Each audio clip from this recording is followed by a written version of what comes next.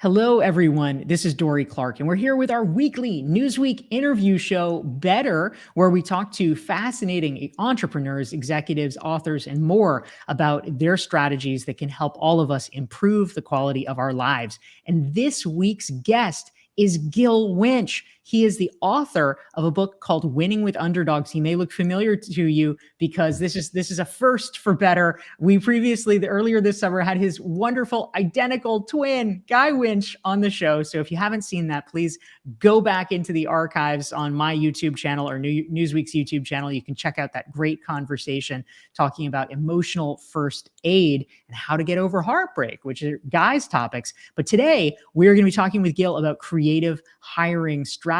Gil Winch, it's wonderful to have you here. Thank you so much for having me. It's great. Awesome. Thank you for being here. And for those of you who are tuning in from around the world, please type into the chat box and let us know who you are and where you are dialing in from. We are eager to say hello, and we're eager for your questions for Gil Winch. So Gil, just getting right down to it here, you have a new book. It's called Winning with Underdogs. I love your subtitle for it as well. It's Winning with Underdogs, How Hiring the Least Likely Candidates Can Spark Creativity, Improve Service, and Boost Profits for your business. It's a heady claim, but I'm sure you can back it up. In 2008, you started a business. It's called CY, and it initially served to employ the underemployed, including people with disabilities. And you've been doing this now for 15 plus years. Tell us more about your business and your vision for bringing people into the workforce who may not have had those opportunities previously. Well, about 20 years ago, it started about then. I heard someone just mention to me in passing that people with disabilities, specifically people with severe disabilities, are pretty much out of work globally. And it just made sense to me because they have severe disabilities. But when I thought about it just a bit and it sort of stuck with me, I realized that it just isn't clear. There's a mystery here because why are people sitting in a wheelchair out of a job? I mean, they can function as well as everybody else. And 80% of the people who are legally blind have enough sight to function. 30% of the people with disabilities are emotionally disabled, and most of them are compliant with their medication. They're stable. You wouldn't know that they have an emotional disability. It just didn't make sense because we're not doing the Industrial Revolution anymore. What do most people do when they're at home? Not working, screens and phones. But that's what so many people do at work. So it just didn't add up to me. And I started looking into it, and it grabbed me since then. And I wanted to find out why people with disabilities, and we've enlarged it since then, are really out of a job. And I wanted to prove that they have ability and that they're out of a job not because they lack ability, but because we lack understanding regarding what they know in order to bring that ability to bear. And that's how I started about 20 years ago, looking into it. And the research took me 5 years.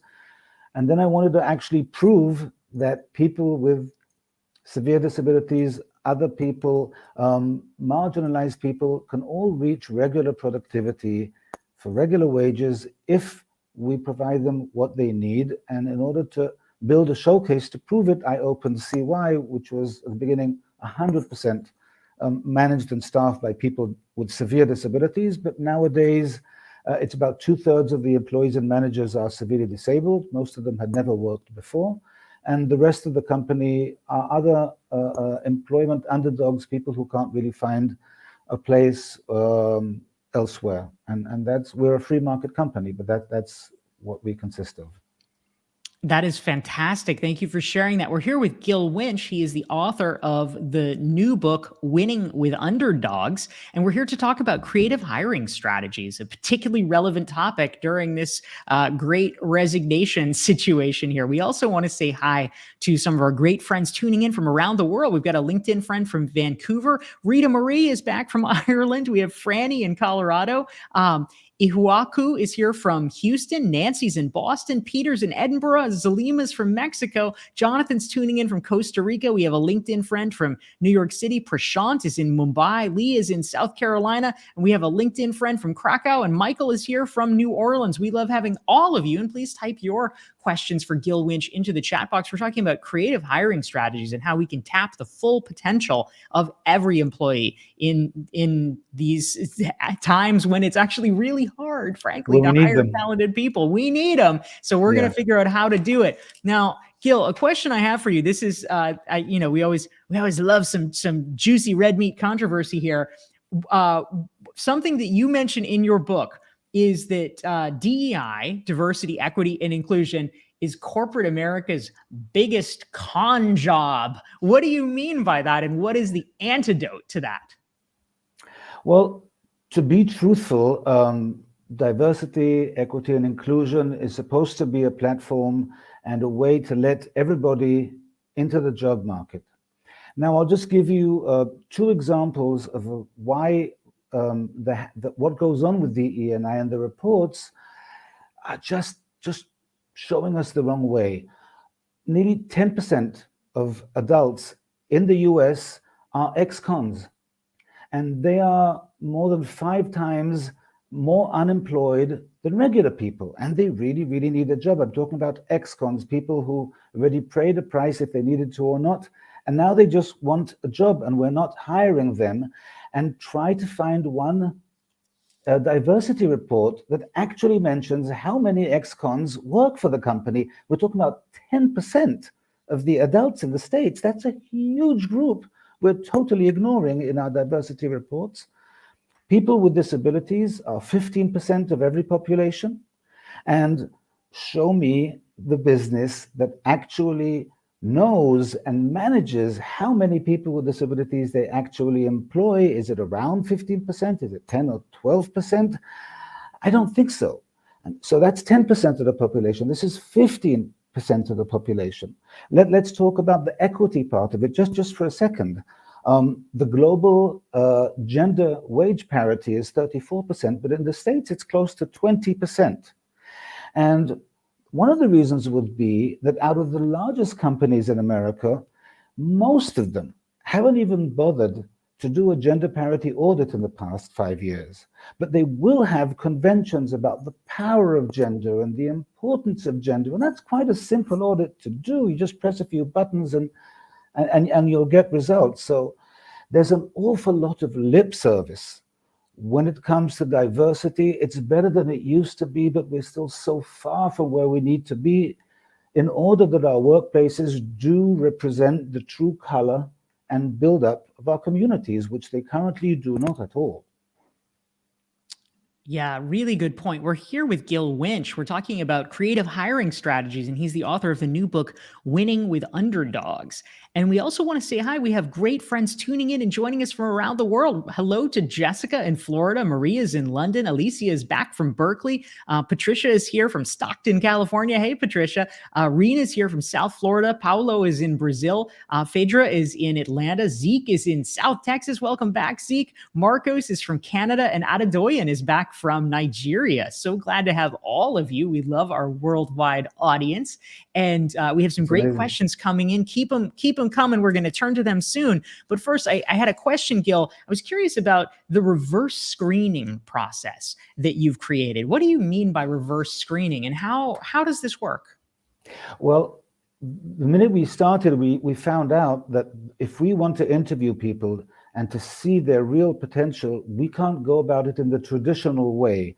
Because what happens in traditional screening, and it's amazing that it still goes on, because research shows that it's totally useless. It can only predict about 8% of success, 8% of success. It's like nothing. But the traditional screening procedures are all really, really all about anxiety management, because you don't know what's going to happen. You come in, it's very judgmental. It's very like interrogation sort of vibe. And people who have been out of a job, not only disabled people who have been out of a job for a while, naturally lose confidence when you haven't done something for a while. And they're actually very sensitive to anxiety. So any kind of screening procedure which elevates anxiety is not going to show you who you want to see. You'll see something else. You'll see a lot of anxiety, but you won't see the real person. Anxiety in screening is pretty much equivalent to rubbing mud on a camera lens it just gets in the way of what you want to see. And the reverse screening process is exactly the opposite. We did everything possible, and we keep on tweaking it when we come up with something new to totally eliminate anxiety from our procedures. So people know in advance, because it's written in our website, exactly what they're coming in for. They can come in with a friend, a dog, a parrot. They can ask to have a do-over. They get to grade us at the end of it, how well we help them present themselves. It even starts out in the cafeteria when they have to fill in a love and passion form. So the first thing we talk to them about is their loves and their passions, because people are much more verbal when they talk about things that they love and they're familiar with. The interviewer is more like a hostess, shows them around, makes them coffee. The procedure itself is as an escape room, so we want them to have fun while they're visiting with us. So everything we could think of to make things more pleasant, without anxiety, to the minimum we can. And it doesn't matter if it's an entry-level job or for a higher level management job, we'll always go about the screening. So it'll be a nice, pleasant process if you join the company or not. That sounds so refreshing. My goodness. It's fun. It's even much more fun for the interviewers. They get to talk about themselves. They're open. They're smiley. They're hosts really more than interviewers, and it gets the job done so much better. And I've seen people who are intelligent, have a master's degree, not able to answer a simple question because they're so flooded with anxiety. And so many people say, I would hire this and this group of people, but I can't find any good ones. And I say, yeah, you have, but you can't see them. You got to get the mud off the lens.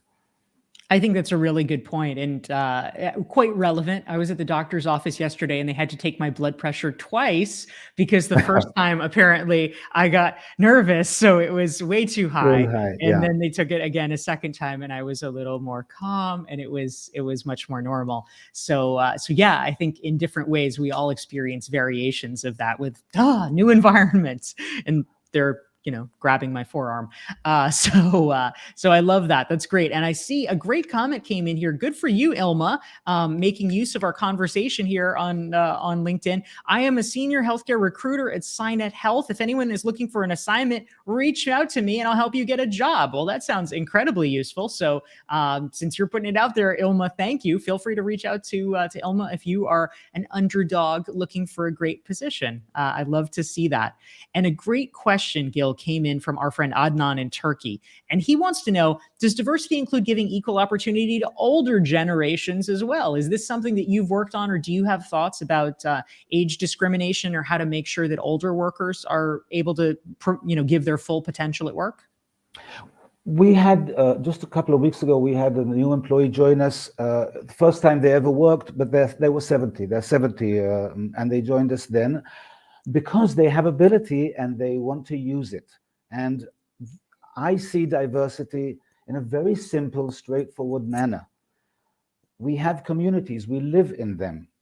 They have older people, younger people, people with, without disabilities, people who have been to prison, people who have not, people who are shy, people who look good, people who do not, people who look really bad. They all deserve a place amongst us in the workplace.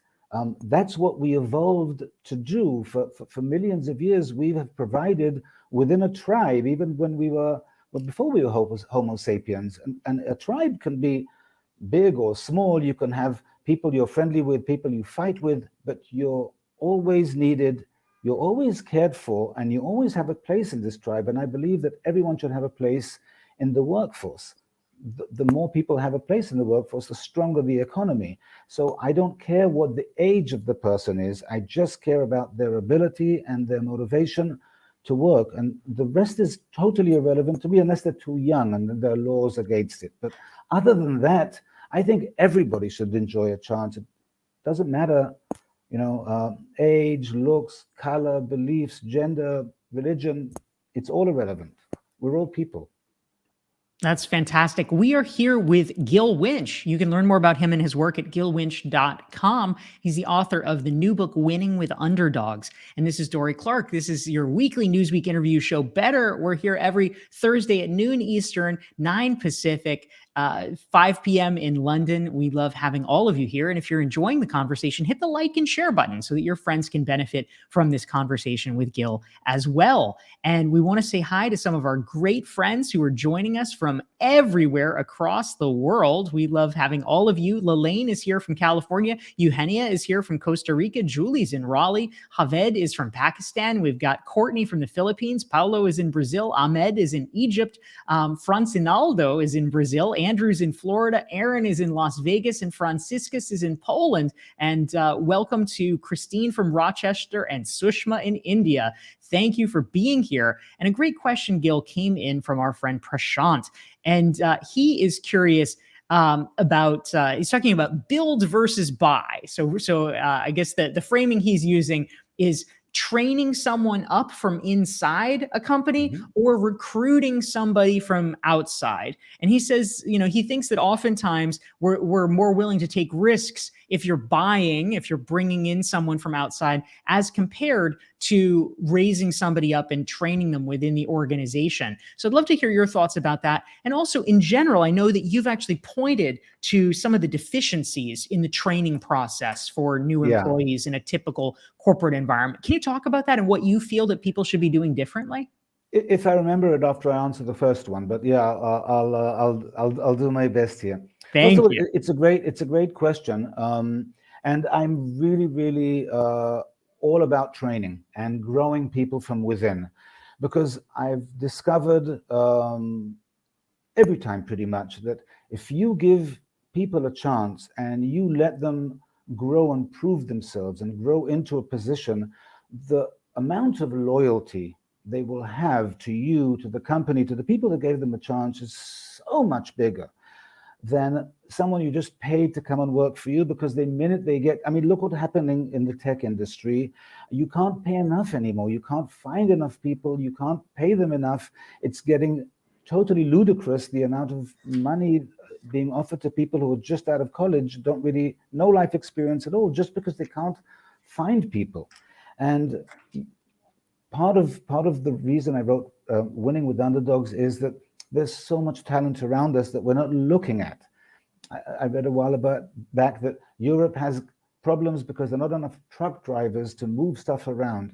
And millions of refugees dying for a job. I'm sure we could find some truck drivers there. And I'm sure we could find some really good high-tech people amongst the disabled and ex-cons that we keep out of work.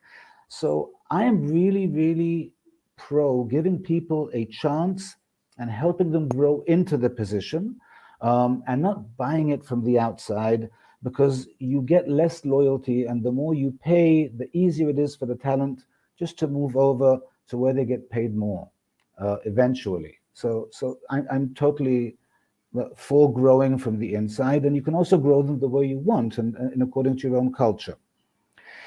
The thing happening with training, I managed to remember the second question. The thing happening with, it's a good day for me.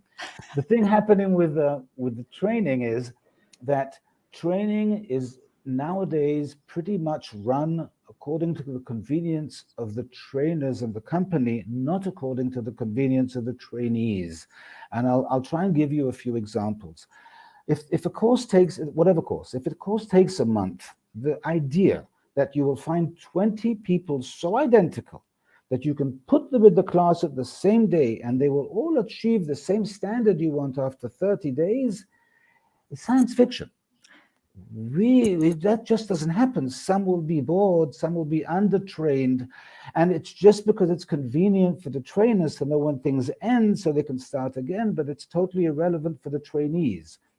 Companies will invest an awful lot of money on training facilities, so the chairs will be comfortable and the blackboard will be this and that will be that.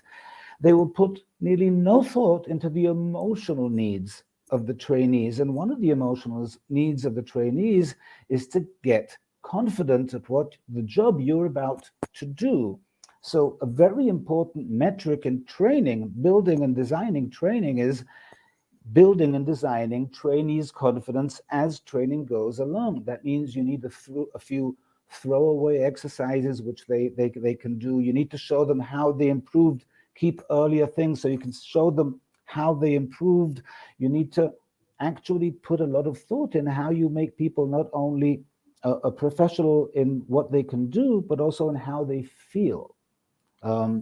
Because and you should also put a lot of thought in making it enjoyable, because we learn so much better when something is enjoyable, and we also get much more connected to the job itself.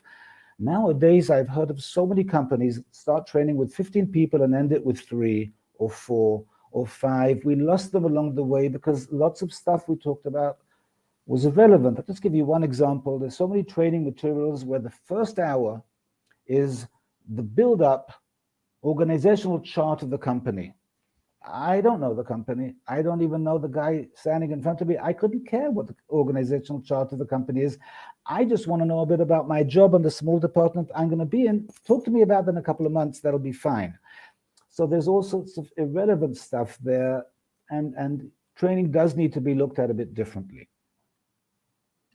Yeah, excellent points here. We're here with Gil Winch. He's the author of Winning with Underdogs. I'm Dorie Clark, and this is our Newsweek weekly interview show, Better. We want to say hi to our amazing viewers tuning in from everywhere. Lauren is coming in from Miami. We've got Jerome from Switzerland. Claudia is in Lake Tahoe. Elisabetta is in Brazil. Matteo is in Italy. Helen's in Scotland. And Lynn is from Washington State. And Valeria is in Argentina. We're really glad to have all of you. If you're enjoying this conversation, you can learn more about Gil Winch, the author of Winning with Underdogs, at gilwinch.com, and you can make sure you never miss one of our weekly interview shows by going to dorieclark.com. You can sign up, get a free self-assessment, and you will get reminders about our show as well as other cool emails. So today we're talking about creative hiring strategies, and a really good question came in from Alicia from Berkeley, and she is curious, Gil, and whoa, it's a big question, so I'm just gonna read it to us here so it doesn't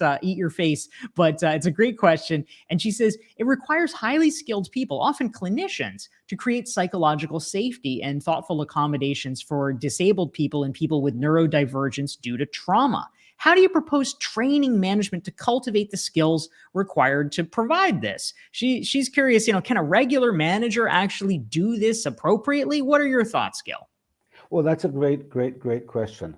And there is one word I believe is the most important word in management. This word will make people follow you.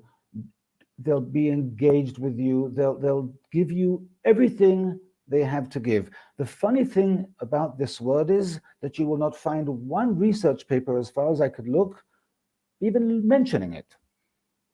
And that word is caring. Caring is not a managerial word. However, it is the most important word in management. We all want to feel cared for as individuals, as we were until the Industrial Revolution, where we worked within our families. We were cared for as individuals in the fields, in the family shop. But now we go and work with other people who don't know us. There is no caring there. And that's why 70% of adults working suffer emotionally at their jobs, because it's cold, it's cutthroat, there's no community feeling, and there's no caring. Lots of our managers have disabilities themselves. We grew them, just like I said in the previous question. So how do you train people who don't have much managerial background and have a lot of insecurities? How do you train them to lead? And you do it by helping them and building circumstances so they can care for the people they manage as individuals. And if you do that, and if they can really care, you don't have to love them. Not necessarily all of them will be lovable, but you have to care for them as individuals. You have to know what's going on in their life. You have to be able to relate to it. You have to know what's important to them. Every meeting will start with personal stuff, and it is personal. And anybody who says it's not personal, it's business, it's always personal. So I really, really think that you can take any team you want, and part of our playbook, how we managed to create a company with hundreds of people, different religions, which is a warm and caring company. You can't miss it the minute you come in. You create that by teaching and modeling from the top, caring about the people under you, real caring.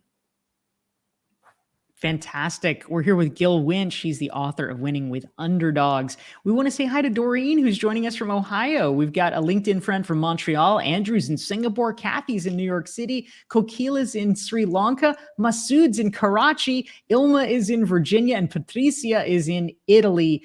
We are so glad to have all of you. And Gil, something that I'm curious about, what are the hidden skills that are most typically overlooked in the interview process? Are there particular things? I mean, we know everybody brings something, of course, but are there commonalities in terms of hidden skills that just often don't emerge to the surface right away? I'll answer it a bit differently. There's one seriously important thing in screening that usually is totally overlooked and not talked about or even looked at in any kind of way during the screening process, but I think it's the most important thing. And because I think the most important thing about screening is not who's sitting in front of you now, but who they can become. What can they grow into? In other words, I don't really care that much about their current abilities. I really want to know about their ability to grow, to learn. So a lot of the screening brings them to a failure point quickly, so we can start helping them overcome the failure point, and we can see what kind of learning modalities helps people. Who gives up, and the minute they have a setback that no, I can't do it, and who wants to keep on learning and keep on fighting. And we have so many wonderfully talented people who started out slow, but their level of progression never stopped, and they keep on getting better and better and better. And there were people who we didn't accept who would have started out much stronger than they are, but they would have overtaken them, and they have by now. So I really think looking at people's potential to grow, to learn, is a very, very important thing. And I also think looking at people's potential to join an existing, if it's a good one, culture is also something very, very important, which is usually neglected. Now, I haven't met that many places with a great culture, but when you do, I would really take that into consideration, because it's a very, very important thing. Yes, really good points. Gil Winch is here. He's the author of the book, Winning with Underdogs. This is Newsweek's weekly interview show, Better, and I'm Dorie Clark. And we have time, Gil, for perhaps one more question. And a great one came in from Andrew. And he wants to know, is it possible to evaluate a values fit within just a few interviews, especially in situations where the person hiring you might be biased, for instance, if you're an ex-con or have, something that might trigger them to be a little bit skeptical. What are your thoughts about that? Well, to my mind, being biased is because someone belongs to a certain group, you are assuming that they have a certain way of doing things or behaving, or a certain value set. And that's bias, actually.